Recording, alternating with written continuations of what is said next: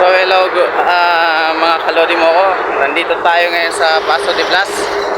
Hinahanap natin ang Korean Orientation Center, no? Ay, grabe ka init, guys.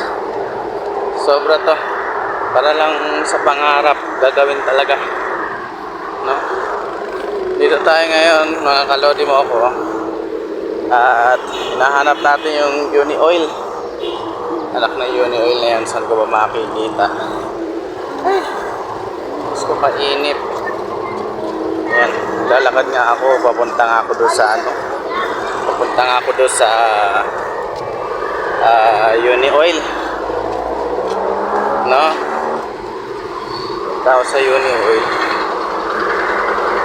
tapos ikukuha natin dito. Nahanap natin yung Korean Orientation. Yan. So update ko na lang kayo, guys, pag pagdating ko na doon. See you. So ayan na nga, guys, narating ko na rin. Uy, Diyos ko, andyan lang pala yung Victorious. Ayan, yung Victorious pa Korea. Ayan, guys. Diyos ko, hindi ko alam saan ako dadaan. Pa dito sa taas lang. Tatawid tayo. Ayan yung Victorious, oh. Kung pa Korea yan. Papalipad sila. Uy, Diyos ko, kung alam ko lang na dito lang pala. Grabe naman nilakad ko. Ayan. Nakalodi. Tatawid tayo dahil atin tayo ng orientation. Ayan. Okay, tawid.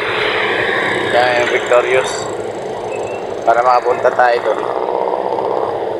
Ayan. So, aakyat tayo dito. Grabe ang init. Tay, saan po dito yung pa-Korea? Ay, yung Korea Orientation. Ito.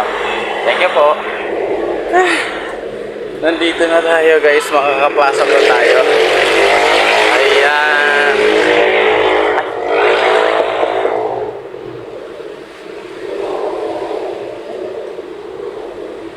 Grabe. Init. Sige, guys. Update ko na lang kayo sa loob.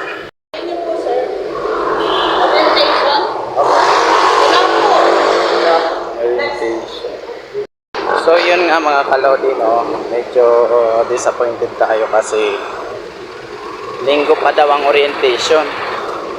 Eh nagchat sa akin yung Victorious PH na ganun nga na ngayon daw ang aking orientation. Nasar ako. Ang haba-haba ng nilakad ko. Wala ko na papala. Nakasar. Pero okay lang yun, guys, kasi challenge sa atin yun.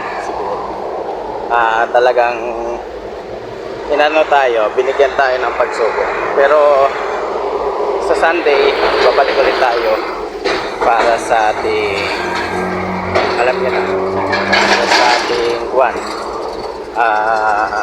orientation. Tapos at the same time, ano rin tayo, tawag dito, mag-enroll din tayo para siyempre matuto tayo ng Korea. So yun lang mga kalodi, and see you to the next video.